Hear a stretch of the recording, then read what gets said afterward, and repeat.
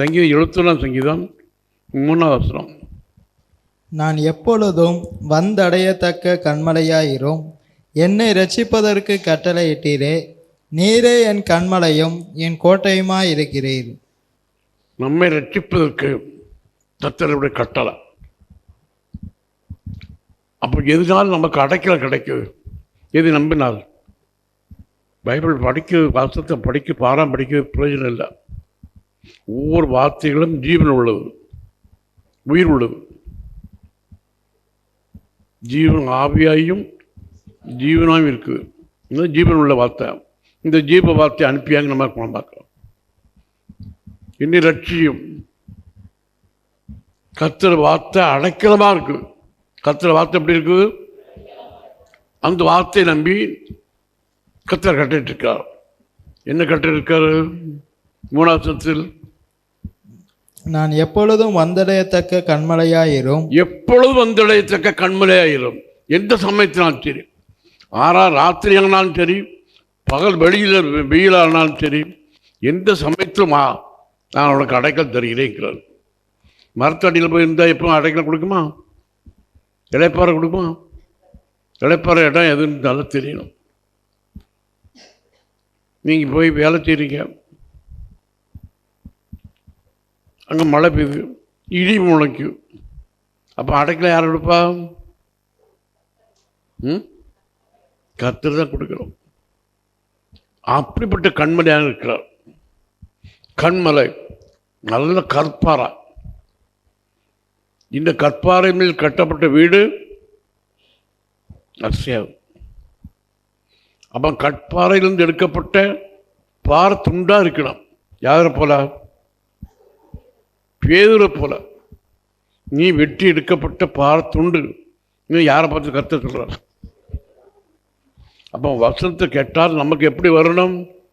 எரிச்சலாக வரணும். அப்படியா? பாறை துண்டு போல மனதில் ஏறணும். இது பாறை துண்டாக மாறணும் இருதயம். அப்படி மாறினால் கர்த்தர் நமக்கு அடைக்கல கொடுப்பாரா? நமக்கு அடைக்கல யாரு? கர்த்தர். எப்பொழுது வந்தடைக்க கண்மலை. கர்த்தர் எப்படி இருக்கிறார்? 71 சங்கீதம் 7வது வசனம். அநேகருக்கு நான் ஒரு புதுமை போல் ஆனேன். நீரோ எனக்கு பலத்த அடைக்கலமாய் இருக்கிறீர். நீரோ எனக்கு பலத்த அடைக்கலமாய் இருக்கிறேன். எப்படி அடைக்கலம்? எந்த சமயத்தில் சொல்றார்? யார் சொல்றா? தாவீது சொல்றான். நீரோ எனக்கு பலத்த. அப்ப இவன் இந்த படியாதவன், கரவலான பின்னால் நடக்கிறவன். இவன் எப்படி யோசிச்சு சொல்றான்? இவன் யாரு? தாவீது யாரு? ஈசாயின் மகன். ஆபிரகாமுக்கு யாரு? பேரன். டைரக்ட் பேரன் இல்லை. ஆபிரகாம் பேரன் யோபு. யோபுடைய பேரன் நாங்கள் யாக்கோபு. யாக்கோபுக்கு பேரன் யாரு? தாவீது. கர்த்தர் ஞானத்தை கொடுத்திருக்காரு, கொடுக்கலையா? நான் படிக்காட்டாலும் ஞானத்தை கற்றுக் கொடுக்கலாம். ஞானத்தை சம்பாதிக்கணும். எது சம்பாதிக்கணும்? ஞானத்தை சம்பாதிக்கணும். அவருக்கு எப்படி எது அடைக்கலமாச்சு? பலத்த அடைக்கலம். என்ன சொல்றாரு 7வது வசனத்தில்? அநேகருக்கு நான் ஒரு புதுமை போல் ஆனேன். நீரோ எனக்கு பலத்த அடைக்கலமாய் இருக்கிறீர். அநேகருக்கு நான் ஒரு புதுசா ஒன்று செய்யும் போது உமக்கு நான் எப்படி தெரிகிறேன்? பலத்த அடைக்கலமாய் இருக்கிறீர். இதே போல் நமக்கு கர்த்தர் மேல் நல்ல நம்பிக்கை வேணும், நல்ல நிச்சயம் வேணும். அடுத்த வருஷம் சொல்றேன் பாருங்க. 71 சங்கீதம் 6வது வசனம். நான் கற்பத்தில் உட்பவித்தது முதல் உம்மால் ஆதரிக்கப்பட்டேன். நான் தாயின் வயிற்றிலிருந்து என்னை எடுத்தவர் நீரே. உம்மையே நான் எப்பொழுதும் துதிப்பேன். என் தாயின் வயிற்றிலிருந்து பிரித்து எடுத்தவர் நீரே. அப்படி யாரா பிரித்து எடுத்திருக்காரா? யாரா கர்த்தர் நடத்திருக்காரா? பைபிளை வச்சாலும் தெரியும். யாரா ஒரு அனுபவம் சொல்ல முடியுமா? பவுலை கர்த்தர் தாயின் வயிற்றிலிருந்து பிரித்து எடுத்தார். அவன் சொல்றான், என் தாயின் வயிற்றிலிருந்து என்னை பிரித்து எடுத்தீர். அப்படி யாராவது இந்த அனுபவம் பார்த்துருக்கீங்களா? எனக்கு அனுபவம் இருக்கா? தாயின் வயிற்றில் இருக்கும்போது கர்த்தர் கண்ணு தெரியும். என் தாயின் வயிற்றிலிருந்து என்னை பிரித்தெடுத்தவர் நீரே. தாயின் வயிற்றில் அப்படி கரைஞ்சு போகலாம், அந்த கற்பு கரையும் போகலாம். இது கரையாம பிள்ளை வருது. யாரு? எந்த பிள்ளை பேரு என்ன? மண்ணு தான். பவுலை கர்த்தர் பிரித்து எடுத்தார். இவன் பெரிய ரவுடியா இருந்தான். இவனை கர்த்தர் ரட்சித்தாரா? அப்போஸ்தலனை மாத்தினாரா? அப்போது எல்லாரும் சிறியவன் அற்பமாக எண்ணக்கூடியவனை கர்த்தர் வைத்தலாம். 3ஆம் வரைக்கும் கர்த்தர் என்னை ஏற்றினார். மனுஷனுடைய பாசை கேட்கல, தேவ தூதர்களுடைய பாசை கேட்டவன். எழுத்து சங்கீதம் 6வது வாசிங்க. நான் கர்ப்பத்தில் உற்பவித்தது முதல் உம்மால் ஆதரிக்கப்பட்டேன். என் தாயின் வயிற்றிலிருந்து என்னை எடுத்தவர் நீரே. உம்மையே நான் எப்பொழுதும் துதிப்பேன். உண்மையே எப்போதும் எல்லாரும் எடுத்த மாதிரி இவனு எடுத்திருக்காரு. இவன் தாயின் வயிற்றிலிருந்து கர்த்தர் துதிக்கான். ஏன் மற்ற பிள்ளை துதிக்கிற? அதுக்கு வயிறு பிடிக்கி சாப்பிட அழுவும் எல்லாம் செய்யும். இந்த பிள்ளை அழுவா அழாதா? அழுவுல அழாதா? அப்போ இவன் பால் குடிச்சு வளர்ந்ததா, மோர் குடிச்சு வளர்ந்தா? மோர்னால் வளர்ந்ததா, பால்னால் வளர்ந்தா? அப்போ நம்ம என்ன வளர்ந்தோம்? கலாச்சாரம் 1:15. அப்படி இருந்தும் நான் என் தாயின் வயிற்றில் இருந்தது முதல் என்னை பிரித்தெடுத்து தம்முடைய கிருபையினால் அழைத்த தேவன். கிருபையினால் அழைத்த தேவன். எத்தனை பேர் இருக்காங்க? அத்தனை பேர் அழைச்சிருக்காரா? அப்ப ஏன் பிரித்து எடுத்திருக்காரு? கர்த்தரால் பிரித்தெடுக்கப்பட்டது கண்டா தன்னால் தெரியணும். கிருபையினால் பிரித்து எடுத்து அழைக்கிறார். கிருபை அவனுக்கு இருக்கு, அவன் பிரித்து எடுத்தார். இது அவன் கர்த்தருக்கு ஆராதனை செய்வதையும் கர்த்தர் பிரித்து எடுக்கிறார். கிருபையினால் பிரித்து எடுக்கப்பட்டவன் யார? பவுல. பவுலுடைய ஜீவித்துக்கும் மற்றொரு ஜீவித்துக்கும் வித்தியாசம் தெரியுதா? இவனை 3ஆம் வரைக்கும் கர்த்தர் வைத்திருக்காரு. இந்த பவுல ரவுடியா இருந்தவன், வீடு தோறும் போய் துன்பப்படுத்தினவன், எல்லாரையும் துன்பப்படுத்தி சாட்சியாக வைத்தவன். இவனை கர்த்தர் தெரிந்து கொண்டார், கிருபையினால் அழைத்தார். எப்படி அழைத்தார்? கிருபையினால் அழைக்கப்பட்டவன் 3ஆம் வரைக்கும் வைத்தப்பட்டான். நம்ம ஏன் வைத்தல? இந்த ஊரில் நம்ம இதுவரை வைத்த முடியுதா? கல்லூரி எரிஞ்ச போண்டா. அப்போ இது கர்த்தர் தேடுறான். அகரிப்பா ராஜாவே நீர் அறியின்னு சொல்லணும். இங்கே அகரிப்பா ராஜாவே பேர் சொல்லி கூப்பிடுதான். யாரு? பவுல். இவர் கைதி. ஒரு கைதி ஒரு ராஜாவை அகரிப்பா ராஜாவே கூப்பிடுறான். அகரிப்பா ராஜா சொல்றார், உனக்கு அதிக கல்வி, அதனால உனக்கு பைத்தியம் உண்டாதுன்னு நினைக்கிறேன். நீ பைத்தியக்காரன் நினைக்கிறேன்னு சொல்ற. ஒரு ஆக்ஷன் எடுக்க முடியல, கோர்ட்டில் சொல்லியும் ஒரு நடவடிக்கை எடுக்க முடியல. அவ்வளோ தூரம் ஞானமாக இருக்கும். அப்போ ஞானமாக சொல்றதுனால் ஒரு நம்மளை அழைக்க முடியாது. பவுலை 1:15 கலாத்தியர். அப்படி இருந்தும் நான் என் தாயின் வயிற்றில் இருந்தது முதல் என்னை பிரித்தெடுத்து தம்முடைய கிருபையினால் அழைத்த தேவன். என்னை தாயின் வயிற்றிலிருந்து என்னை பிரித்து எடுத்தார். எப்போ அழைத்தார்? வயிற்றுக்கும் போது அழைச்சிட்டாரா? ஐயா எனக்கு நடக்க முடியாது, வாப்பா உன்னை வைத்துறேன்னு சொல்லி வைத்தினாரா? கிருபையினால் அழை. பரவாயில்ல, நடக்காட்ட பரவாயில்ல, உனக்கு கிருபை இருக்கு, இப்படியே வாப்பா சொன்னாரா?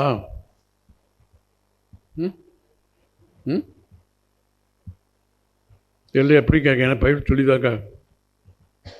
கிருபையினால் அழைத்தார். அப்போ முன் குறித்து வச்சிருக்கார், வேலை வந்த உடனே வெளியே கொண்டு பார்க்கார், அழைச்சார், வளர்த்தார். இப்போ படிக்க வச்சுட்டு ஒரு அளவு படிச்சிருக்கான். அவன் கிருமியில் அழைச்சாச்சு, பிரிச்செடுத்தாச்சு. இப்போ அவருடைய ஆளாக இருக்கான். அதுக்கப்புறமாங்க இவனை வைத்தார். இப்போ முன் குறிக்கப்பட்ட வேலை வந்தோடனே பிரித்து எடுக்கார். Set apart for God. பிரிச்செடுத்தன்னு என்ன அர்த்தம்? கர்த்தருக்கென்று பிரித்து எடுக்கிறார். நீங்கள் கடையில் போய் சாமான் வாங்கியிருக்கீங்களா? கத்திரிக்காய் வைக்கல, அது குழம்பு தான் போடுவேன். கோயிலுக்கு வச்சுருக்கேன், சாமிக்கு வச்சுருக்கேன், இந்த சாமான் வாங்கியிருக்கீங்களா கடையில்? நான் தேங்காயில் வாங்கியிருக்கேன்.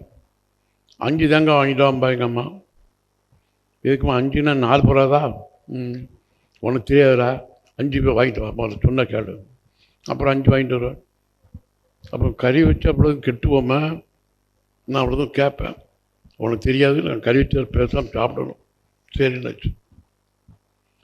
ஒன்று அந்த சாமிக்கு, ஒன்று இந்த சாமிக்கு இல்லைன்னு சொல்லுவாள். இப்போ இது எந்த சாமிக்கு இன்னும் கேட்பேன். அது உனக்கு ஒன்று தெரியாது, வேண்டான்னு சொல்லுவாள். அப்போ ஒவ்வொருக்கு தெய்வத்துக்கு ஒன்று ஒன்று நிரந்தரமா. இதே போல் அதுக்கு பேர சொல்லி நம்ம சொல்லி கருவிப்போம். அது தெய்வம் சாப்பிடாது. இது அங்கே இருக்கு, ஒரு கர்த்தருக்கு வேணும்னு சொல்கிறோம். பிரித்தெடுத்து கிருபினால் அழைக்கிறது. அவனுக்கு இரக்கத்தை கொடுத்து தயவை கொடுத்து கர்த்தர் அழைக்கிறார். என் பின்னே வா, நான் உன்னை மனுஷனை பிடிக்கிற ஆக்குவேன். இந்த பேரை பார்த்துட்டு, இதுவரையிலும் நீ மீன் பிடிச்சிட்டு இருந்தா, நீ வெள்ள கெட்டி காலம் தப்பா. இது முதல் நீ என் பின்னால் வரணும். உன்னை எதை பிடிக்கிற ஆக்குவேன்? மனுஷனை பிடிக்கிற ஆக்குவேன். இந்த கர்த்தர் முட்டாத்தனமாக பிடிக்குதுன்னு சொல்கிறாரா? மனுஷனை எப்படி பிடிக்க முடியும்? எப்படி தெரியுமா? வார்த்தையினால் வார்த்தையினால் பிடிக்கிறார். கிருபையினால் அழைக்கிறார். கிருபை கொடுத்து அழைக்கிறதுக்கும் கிருபை உள்ளவனுக்கும் கிருபை இல்லாதவனுக்கும் ஒரு வித்தியாசம். யார் கிருபையினால் அழைக்கப்படுகிறானோ அவன் கர்த்தர் வார்த்தையை கண்டு கேட்டு நடங்குவான். கிருபை இல்லாதவன் அது பாட போவான். எல்லாம் பிள்ளை தான். கிருபினால் உண்டான பிள்ளைகளாக இருக்கணும். கர்த்தர் இறக்கத்தால் கொடுத்த பிள்ளையாக இருக்கணும். கர்த்தர் கிருபை பெறாதவர் கர்த்தர் வேண்டாம். கர்த்தர் இறக்க பெற்றதாக இருக்கணும். தாவீது இந்த போல் நீர்க்கின்னே கிருபினால் இறக்கத்தினால் என்னை வழி நடத்தும். கிருபை வேண்டும், இறக்கம் வேண்டும். இவ்வளவு தூரம் நமக்கு பைபிள் பற்றி தெரிஞ்சால்தான் நம்ம முன்னேற்ற முடியும். இன்னும் அந்த அப்படியா காடு ஆசாமியுடைய மகன் சொன்ன ரசிக்கப்பட்டு வரலாம் போய் சேர முடியாது. தாயின் வயிற்றிலிருந்து எடுத்தவர் நீரே, நீரின் தாயின் வயிற்றிலிருந்து பிரித்தெடுத்தவரும் நீரே, அழைத்தவரும் கிருபினால் அழைத்தவர். எப்படி அழைத்தவர்? கிருபினால் அழைத்தவர் நீரே, ரொம்ப பின்னால வருகிறேன். கிருபையிலுள்ள வார்த்தை.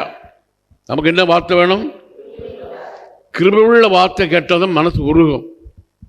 கிருபை நிறைந்த வார்த்தை, அதிகாரம் உள்ள வார்த்தைகள் இவ்வளோ வேணும். கர்த்தர் கிருபை பெறணும். கிருபை பெற்றவன் வார்த்தைகள் வேற, கிருபை பெறாத வார்த்தைகள் வேற.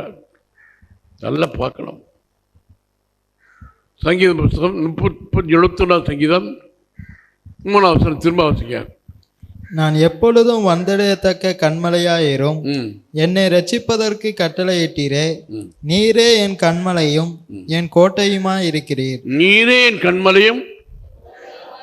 90 சங்கீதம் 3 ஆண்டவரே, தேவரீர் தலைமுறை தலைமுறையாக எங்களுக்கு அடைக்கலமானவர்.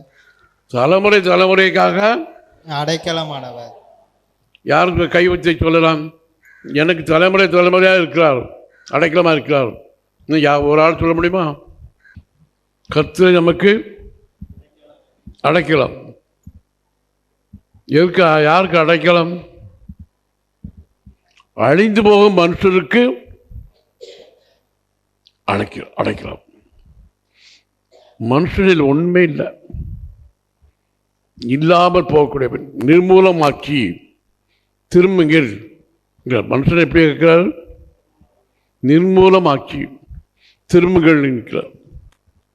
ஒன்றும் இல்லாமல் போகிறவன், பூச்சியமாக போகிறவன், இவனை பார்த்து திரும்புங்கள். எதுக்கு மனம் திரும்பணும்? 80ஆம் சங்கீதம் 12ஆம் வசனம். இப்பொழுதோ வழி நடக்கிற யாவரும் அதை பறிக்கும்படியாக அதன் அடைப்புகளை ஏன் தகர்த்து போட்டீர்? வழி நடக்கிற யாவரும் அதை பறிக்கும்படியாக பறிச்சு போடுற, பூவை பறிச்சுட்டு போடுறாங்க. பூவில் எவ்வளோ பிஞ்சு இறங்கும், எவ்வளோ காய் காய்க்கும், இதெல்லாம் போச்சா? இது அடைப்பு தவிர்த்தா இதெல்லாம் போயிட்டு ஒரு பூ இருக்குது ரோட்டில் வழி ஓரத்தில். இது பூ மனசு மனத்து நல்லா கூடுது, எல்லாரையும் வா வாங்க நான் அங்கே இருக்கேன்ட்டு மனம் கப்புன்னு வருது. இதை பறிச்சுட்டு இப்படி பறந்து பார்த்துட்டு அப்படி தூரப்பட்டு போயிடறான். அது ஏன் தருத்துங்க பிடிச்சி எங்கே? அது என்ன பூ என்ன சொல்லுது? நான் நிர்மூலமானது உங்களுடைய இது பறித்து போட்டுறாங்க, எனக்கு அடைக்கலம் இல்லையாப்பா. அப்போ பூக்களுக்கும் அடைக்கலம் கொடுக்கல, மனுஷனுக்கும் அடைக்கலம் கொடுக்கல. இப்படி யாரும் வாழ்க்கை கெடுக்கலாமா? கெடுக்க முடியாதா? அடைக்கலமாக இருக்காரா? அடைக்கலாமா இல்லையா? அடைக்கலமாக இருந்தால் ஒரு கை நீட்ட மாட்டான். கர்த்தர் நமக்கு அடைக்கலமாக இருந்தால் பாதுகாப்பு கொடுப்பார், ஒருன்னு அதை பறிக்க மாட்டான். அப்போ எந்த அடைக்கலம் பெருசு? மனுஷனுடைய அடைக்கலம் பெருசா, கர்த்தருடைய அடைக்கலம் பெருசா? கர்த்தருடைய அடைக்கலம் தான் பெருசு, அதுதான் வேணும். அந்த அடைக்கலம் அங்கும் பவுலை கர்த்தர் பிரித்தெடுத்தது. ஏசாயா புஸ்தகம் 2ஆம் அதிகாரம் 20 வசனம். பூமியை தத்தளிக்க பண்ண கர்த்தர் எழும்பும் அந்நாளிலே அவருடைய பயங்கரத்துக்கும் அவருடைய மகிமை பிரதாபத்துக்கும் விலக்கி கண்மலைகளின் வெடிப்புகளிலும் குன்றுகளின் சந்துகளிலும் புகுந்து கொள்ளும்படிக்கு. அப்போ எங்கு புகுந்து கொள்ளணும்? கண்மலையின் வெடிப்புக்குள் இருக்கணும். கண்மலை பிளந்து கத்த பாதுகாப்பு கொடுக்கிறார். ஏசாயா சொல்லி வச்சிருக்கார். ஏசாயா தீர்க்கதரிசி கொண்டு ஞானத்தை கொடுக்கார். இந்த உலகத்தில் இந்த தேவ கோபத்திலிருந்து நம்ம பாதுகாப்பு வேணுமானால் எங்கே இருக்கணும்? கண்மலை வெடிப்புள்ளும். என்ன அர்த்தம் தெரியுமா? கண்மலை நீரின் கண்மலை. கண்மலை யாரு? கர்த்தர். அவருடைய சரீரம் 2ஆக கிழிக்கப்பட்டது. சரீரம் கிழிக்கப்பட்டு அந்த இதயத்துக்குள்ள வரணும். ஒரு எங்கே வரணும்? எனக்காக உங்களுடைய சரீரத்தை கிழிச்சி, அதனால் உங்களுக்கு மறைக்குள்ள நான் வந்திருக்கிறேன், நீர் என்னை பாதுகாத்து கொள்ளும் என்று சொல்லி விசுவாசிக்கும். ஆனால் கர்த்தரை வைத்து அழைக்கிறார். வேறு யாருக்கும் பாதுகாப்பு இல்லை. எங்கே பாதுகாப்பு? இயேசு மரித்தது எனக்காக. நீர் எனக்காக மரித்தீர், நீதான் எனக்கு அடைக்கலாம். இந்த எல்லா கோபத்திலிருந்து என்னை பாதுகாக்க கொள்ள வேண்டுமே என்று அவர் மரணத்தை நினைச்சு அந்த மரணத்துக்குள்ள இருக்குமானால் கர்த்தரை வைத்து அழைக்கிறார். இந்த ஞானத்தை கர்த்தர் நமக்கு கொடுக்கார். இது யாரும் உணரலை. கர்த்தர் கரத்தினால் நம்மை முழுவதும் சுமக்கிறார். 91 சங்கீதம் 1-4 வசனம். இது என்ன அர்த்தம் பாருங்க. உன்னதமானவரின் மறைவில் இருக்கிறவன் சர்வ வல்லவருடைய நிழலில் தங்குவான். அவர் தமது சிறகுகளாலே உன்னை மூடுவார். அவர் செட்டைகளின் கீழே அடைக்கலம் புகுவாய். அவருடைய சத்தியம் உனக்கு பரிசையும் கேடகமும் ஆகும். நமக்கு பரிசையாக இருக்கணும், கேடகமாகவும் இருக்கணும், சத்தியமாக இருக்கணும், கேடகமாக இருக்கணும். கர்த்தரின் கேடகம் இருக்கணும். கர்த்தரின் பரிசை. யுத்தத்துக்கு போனுக்கு இப்போ என்ன வேணும்? கேடகம் வேணும். யுத்த கறி வேணுமா? வேலை வேலை வேணுமா? அதாங்க பரிசையும் என் கேடகமாக இருக்கும். விசுவாசம் உள்ளவன் பதறான். நீரேன் அந்த உம்முடைய வயிற்றில் வச்சு என்னை பாதுகாக்கிற தேவனே, உம்முடைய பாதுகாப்போடு என்னை வச்சிருக்கிறேன், ஒருவன் என்னை காண முடியாது என்று அறியுமானால் கர்த்தர் வைத்தார்கள். ஹல்லேலூயா. யாருக்கு வேலை கிடைக்காட்டாலும் இந்த பிள்ளைக்கு வேலை கிடைக்கும். ஆபத்து காலத்தில் அவருக்குள்ள தான் பகுதி இருக்கணும். நீ தான் என்னை மறைத்து கொள்ளணும். உம்முடைய நீர் எனக்கா மறுத்தீர், உமது அடைக்கலத்துள் நான் இருக்கிறேன் என்று நினைச்சோமானால் கர்த்தருடைய கரத்துக்குள்ளாமல் இருக்கும். ஹல்லேலூயா. பலத்த கரத்துக்குள்ளும் ஓங்கி போய்த்தால் கர்த்தர் நம்மை நடத்த வளைக்கிறார். எதுக்குள்ளேருந்து? பலத்த கரம். இஸ்ரேல் ஜனங்களை நடத்துறது பலத்த கருத்தினாலும் ஓங்கிய போய்த்தான் கருத்து நடத்தலாம். அந்த கருத்து கீழே வரணும். ஹல்லேலூயா. அப்போ யாரானாலும் கர்த்தருடைய கரத்து கீழ் வந்தால் தான் பிழைக்க முடியும், அவனை ஆசிரியக்கப்பட முடியும். நம்ம அழகில் வந்து மிக்க முடியாது. நம்ம அழகாக இன்றைக்கி அழகாக இருப்போம், நாளைக்கு வயசாகதா அப்போ அப்பா அந்த அழகை யார் பாப்பா? இன்றைக்கி அழகாக இருக்கும், நாளைக்கு கரைஞ்சுவோமோ கரையாதா? எதில் கரையுது? இந்த அழகு எதில் கரையுது? மழையிலையா?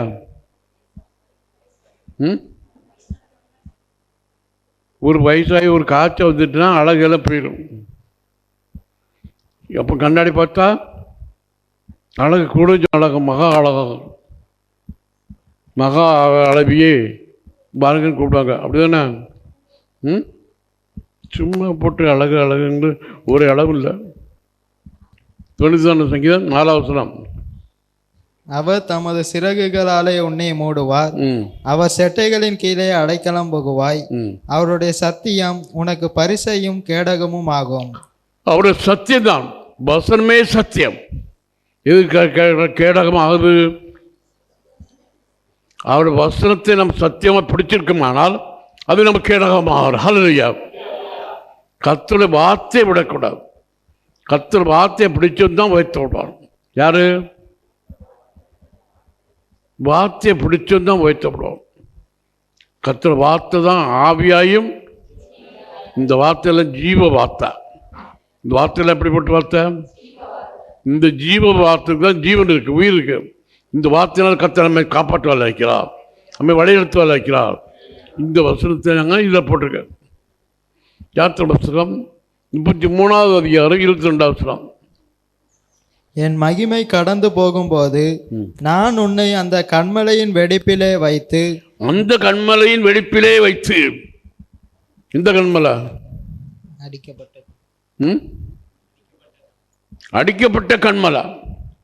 நீர் எனக்கா மறுத்தீர். இந்த கன்மலை பாதுகாப்பு உண்டு. எனக்கா நீ மறுத்தீர். இந்த வார்த்தை அவனுக்கு மறுத்தாலும் போகக்கூடாது, அடக்கம்னாலும் போகக்கூடாது. நமக்கு அடைக்கல எங்கே இருக்கு? கண்மலையாக இயேசுடைய மரணத்தினால் நமக்கு அடைக்கலாம். அதுக்காக தான் இயேசு மரித்தார். இயேசு மரிக்க காரணம் என்ன? வயசு முடிஞ்சிச்சு ஆகலை. எதுக்கு?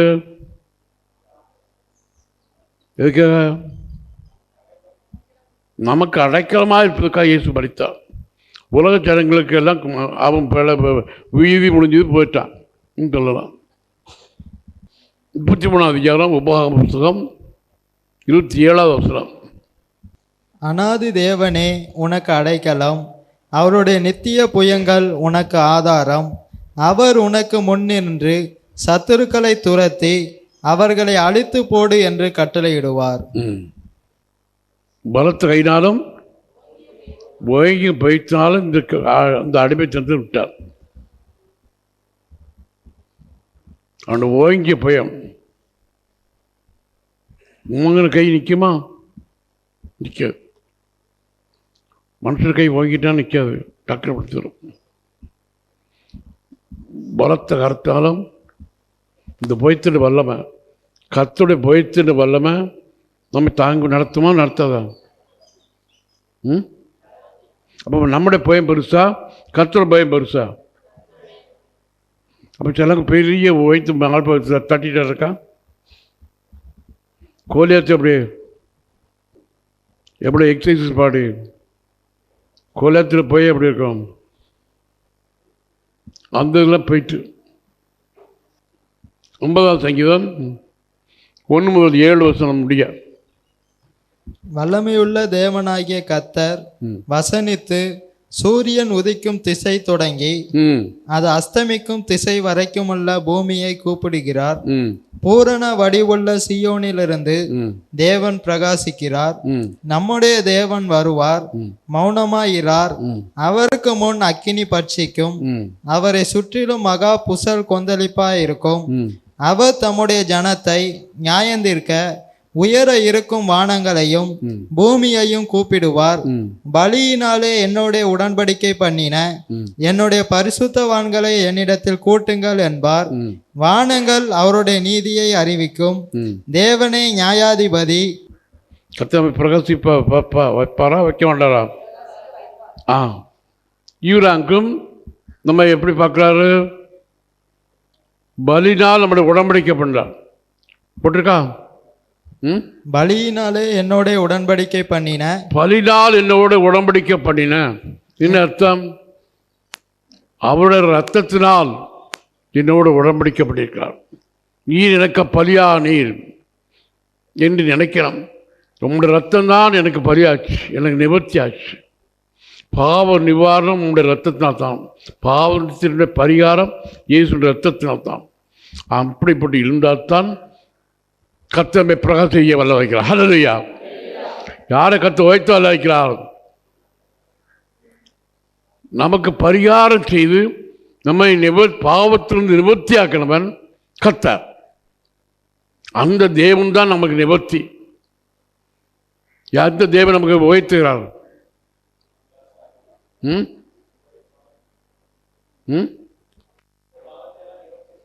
நிவர்த்தி செய்து நமக்கு பிரதிபலமாக இருக்கார். அவருடைய ரத்தத்தினால்தான் பாவ மன்னிப்பு பெற்றேன். அவர் ரத்தமே எனக்கு உயர்த்தம். அந்த கரத்தால் நான் உயர்த்தப்பட்டிருக்கிறேன். ஹல்லேலூயா. கர்த்தர் நம்ம உயர்த்தோட கரம் எது? இயேசுடைய ரத்தத்தினால் நம்மளோட உடன்படிக்கை பண்ணிக்கிறார். அந்த ரத்தத்தை சிந்தி நம்மளோட உடன்படிக்கை கை கொடுக்கிறது. கர்த்தரோடு கை கொடுக்கிறது உடன்படிக்கப்படுறது. இவரோடு கை கொடுத்தவர்கள் பயப்படாது. நல்ல விளங்கணும். ஒரு ஆள் கொடுத்த மாதிரி தான் ஒரு இது. இந்த வசனம் நல்லா விளங்கிட்டேன்னா விசுவாச தீரன் ஆகலாம். பலினால் என்னோடு உடன்படிக்கை பண்ணால், நாம் பலினால் அவரோட உடன்படிக்கை பண்ணியிருக்கிறோம். இவர் பாவம் செய்ய மாட்டோம். பாவம் செய்தால் மொத்தம் தெரியும். இப்போ பார்த்தா உங்கள்கிட்ட யாரெல்லாம் நீவன் இல்லைன்னு சொல்ல முடியும். அதுக்கு என்னை கருத்து வைக்கல. உங்கள் முகம் பிரகாசிக்கலை, கபடு இல்லாமல் மாற்றலை, இன்னும் கபடு நிறைஞ்சிருக்கு. அதனால் புருஷனுக்கு மனைவிக்கு ஐக்கியம் இல்லை. இதுதான் காரணம். பலினால் என்னோட உடன்படிக்கை பண்ண என்னுடைய பரிசுத்தவான்கள் என்னோட கூட்டுங்கள். அவர்கள் அவரை ஓங்கி போய்த்தாலும் பலத்தில் கத்த வழி நடத்துவேன் இன்னும் கத்த சொல்றார். மற்ற யாரும் உடன்படிக்கை பண்ணார். ஈசு ரத்தத்தால் மீட்கப்படலாம். ஈசு ரத்தத்தால் மீட்கப்பட்டவர்களுக்கு கத்த பாதுகாக்க கொடுக்கலாம். நமக்கு நல்ல சத்தியம் தெரியணும், அவருடைய பரிசையும் தெரியணும். அதான் பரிசையும் கேடகமாக இருக்கணும். வெளிப்படுத்தின விசேஷம் 20ஆம் அதிகாரம் 1-2 வசனம். ஒரு தூதன் பாதாளத்தின் திறவுகோலையும் பெரிய சங்கிலியையும் தன் கையிலே பிடித்து கொண்டு வானத்திலிருந்து இறங்கி வர கண்டேன். பிசாஸ் என்றும் சாத்தான் என்றும் சொல்லப்பட்ட பழைய பலு சர்ப்பத்தை அவன் மிதித்து அதை 1000 வருஷம் கட்டி வைத்து அந்த 1000 வருஷம் மோசம் போக்காதபடிக்கு அதை பாதாளத்திலே தள்ளி அதன் மேல் முத்திரை போட்டான். எது மேல் முத்திரை போட்டிருக்கான்? கர்த்தரால் அழைக்கப்பட்ட ஒரு தலைவன், பரலோகத்தில் உள்ளவன், உயிர்த்தெழுந்தவன். அவனை கூப்பிட்டார். அவனை சாத்தானை சிறைச்சாலையில் அடைச்சி பாதாளத்தில் அடைச்சி அதன் மேல் முத்திரப்பட்டிருக்கான், அதிகாரம் பெற்றிருக்கான். கத்த சீல் வச்சாச்சு. இந்த முத்திரை உடைக்க முடியாது. ஒரு இடத்துல ஒரு மயானக்கரையில் போயிட்டு கிறிஸ்டின் மயானக்கரை இன்னைக்கு பரிசோதனைக்கு நீ அனுப்பியிருக்காங்க. அவங்க போய் பார்க்க பண்ணுறான்.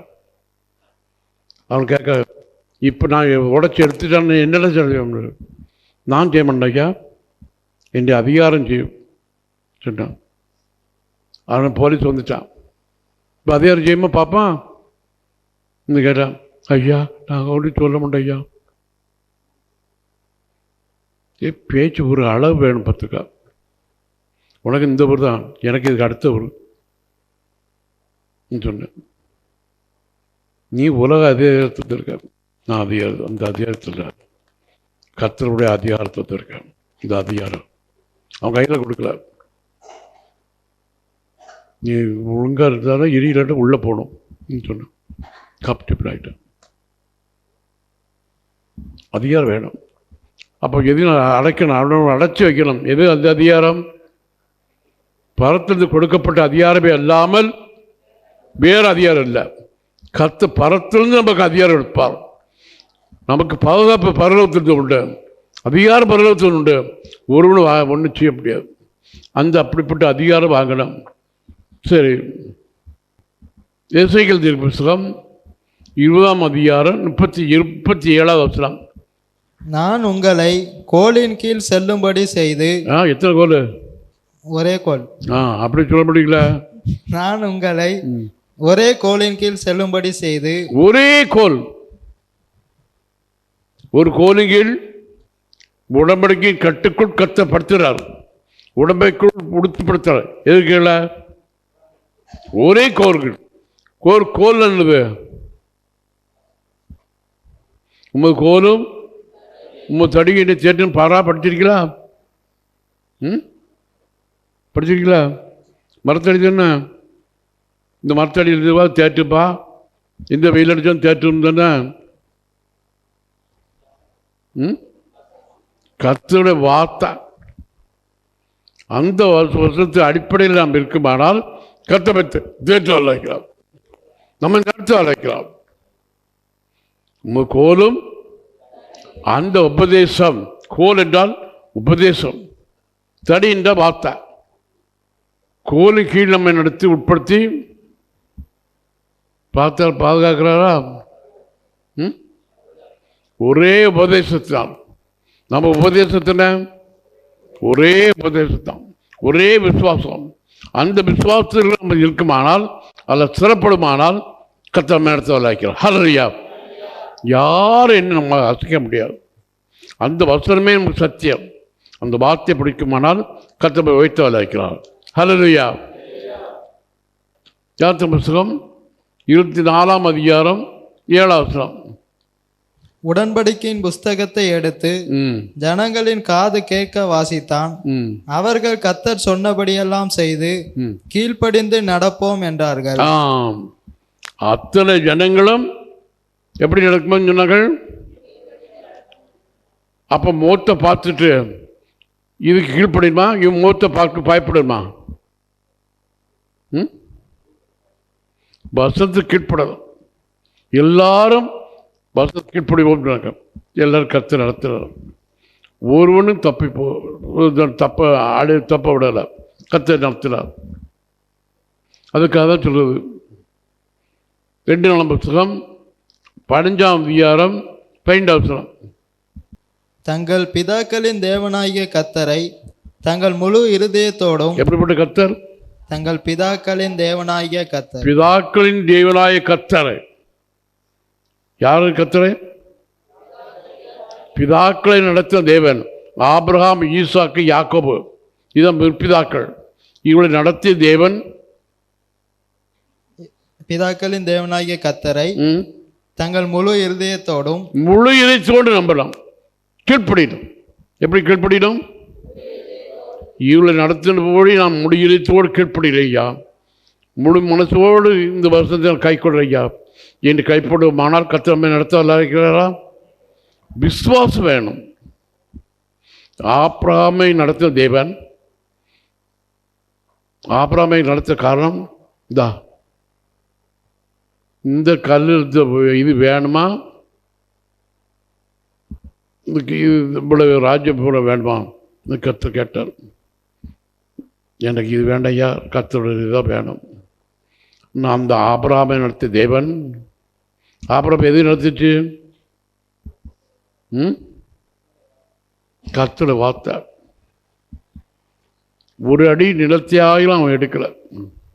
அடக்கம் பண்ணி பிள்ளை பண்டாட்டி செத்து போனான், அடக்கம் பண்ணுக்கு இடம் இல்லை. இந்த பிரேதம் கண் முன்னால் இருக்கக்கூடாது ஐயா, கர்த்தர் கேட்டான். அவனுக்கு அடைக்கலத்தை கொடுத்தார். ஆபிரகாமை நடத்திய தேவன் வார்த்தையை நம்ம கீழ்ப்படியாமல் போகக்கூடாது. அவனை நடத்திய போல் கர்த்தர் நம்மை நடத்துவலாக்கிறான். இதே போல் கர்த்தர் நமக்கு மேல் கர்த்தர் மேல் விசுவாசம் வைக்குமானால் கர்த்தர் மேல் நடத்துவதாக நடத்த மாட்டாராம். அதுதான் வாக்கில் அவரை நடத்திய தேவன் நம்மை நடத்துவல வைக்கிறார். போட்டு கிளீனாட்டு 90 சங்கீதம் கடைசி முடிச்சிடும். ஆண்டவரே தேவரீர் தலைமுறை தலைமுறையாக எங்களுக்கு அடைக்கலமானவர். தலைமுறை தலைமுறைக்காக நமக்கு அப்போ யார் அடைக்கலமானவர்? இவர் தான் நமக்கு அடைக்கலம், இவர் தான் நமக்கு மீட்பு. இவர் நம்ம நடத்துவாரா? இந்த கர்த்தர் நமக்கு அடைக்கலமாக இருக்கலாம். ஹல்லேலூயா. இவரே நீரே என் அடைக்கலம், நீரின் கோட்டை, உமக்குள்ளே நான் வந்து சேருவேன், உங்களோட வசப்பிரகாரம் நடப்பேன். நீங்கள் வைராக்க மட்டும் இருந்தால் போகிறோம், வலது இடப்பக்கம் விலகாமல் இருந்தால் போகிறோம். கர்த்தர் நடத்த அழைக்கிறார். ஹல்லேலூயா. இந்த தேவன் நம்முடைய தேவன். எத்தனை தலைமுறைனாலும் இந்த இது கைவிட மாட்டாலும், இந்த சத்தியத்தை கையில் பிடிச்சிட்டோம்னா யாரும் நம்மை அடிக்க முடியாது. கர்த்தரை பாதுகாக்க அழைக்கிறாரா? ஹல்லேலூயா. எல்லாருக்கும் சொத்துரிப்போம். என்னோடு உடன்படிக்கப்பட்ட தேவனே, எனக்காக ரத்தம் செஞ்ச தேவனே, நீர் எங்கள் அடைக்கலாம், நீர் எங்கள் கோட்டை. அதுக்காக எல்லாருக்கும் சொத்துரிப்போம். கர்த்தாவே, நீர் எங்களை நடத்துமாறு ஜெபிக்கிறோம், நீர் எங்களை ஆசீர்வதிக்குமாறு ஜெபிக்கிறோம். இயேசுவின் இன்ப நாமத்தினால் பிதாவே, ஆமென்.